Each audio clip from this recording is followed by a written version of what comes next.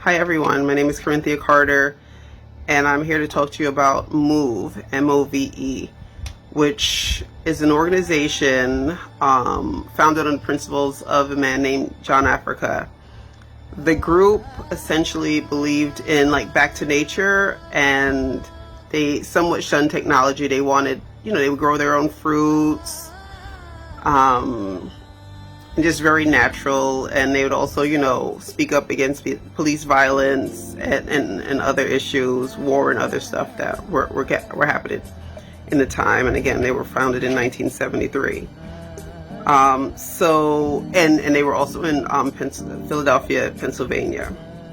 And then it wasn't until about 1978 where, after months and months of a back and forth with the police, because police complained that they need to move out from their homes and they were disrupting the neighborhood and all these other allegations. At one point the police starved them, wouldn't allow food or water to get to their homes to feed the children or the families.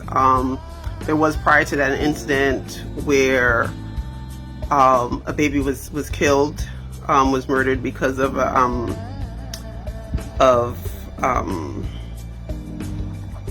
confrontation by the police. And they never fessed up. They never took responsibility for that. And then shortly thereafter, there was a standoff, and then a standoff with police, which then led to an officer dying. Based on accounts and different witness testimonies, there's a possibility that it was friendly fire. It was hard to know what happened, because the police actually destroyed the home within a very short period of time after the incident. They arrested a number of MOVE members, and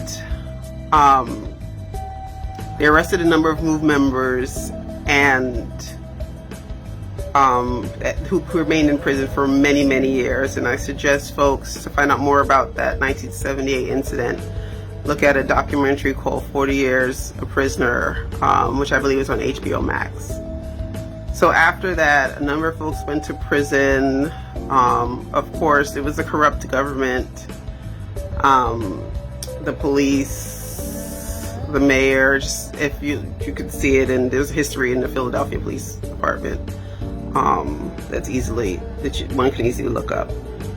Then they moved to another location on Osage Avenue, still in Philadelphia, where they lived. They moved there in about 1982, and in 1985, similar things, the police harassment and stuff started happening again. And at some point, the police said they had to leave. When it escalated, the individuals involved, very respected, activists and everything, got involved and were speaking up and, said that you can't treat people like this, and there was some kind of agreement, and then the city felt that when the agreement was over, they could do as they wish, and these people had to leave on their terms, and on the government's terms, that is. And because they didn't leave in a timely fashion that the government wanted them, the government actually bombed the home, killing 11 individuals, including 5 children.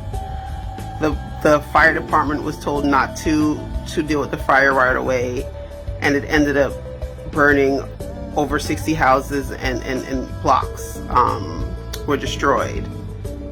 And it wasn't until recently, till actually last year, that it was discovered that remains of some of the victims were never given to the families.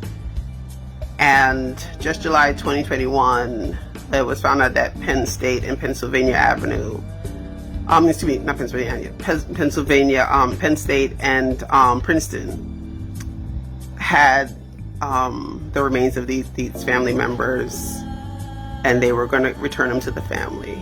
I know it's not a lot of time to tell you the complete history, but definitely look up MOVE, MOVE.